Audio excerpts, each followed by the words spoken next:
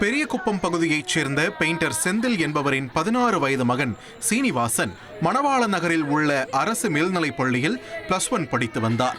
இந்நிலையில் வீட்டில் தூங்கிக் கொண்டிருந்த போது லேப்டாப்புக்கு சார்ஜர் போட்டிருந்ததை கவனிக்காமல் தலையணை என நினைத்து தூக்கத்தில் சார்ஜர் ஒயரை அவர் பிடித்துள்ளார்.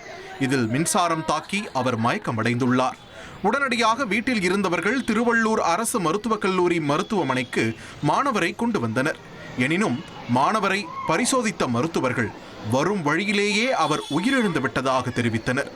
சம்பவம் தொடர்பாக மணவாள நகர் போலீசார் விசாரணை மேற்கொண்டு வரும் நிலையில் மாணவரின் உடலை பார்த்து குடும்பத்தினர் கதறி அழுதது உருக்கத்தை ஏற்படுத்தியது.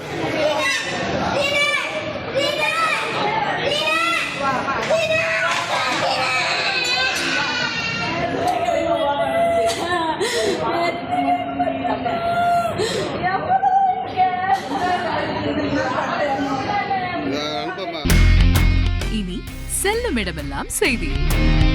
தந்தி டிவியின் வாட்ஸ்அப் சேனலை ஃபாலோ பண்ணினா செல்ல இருக்கும் இடமெல்லாம் செய்தி.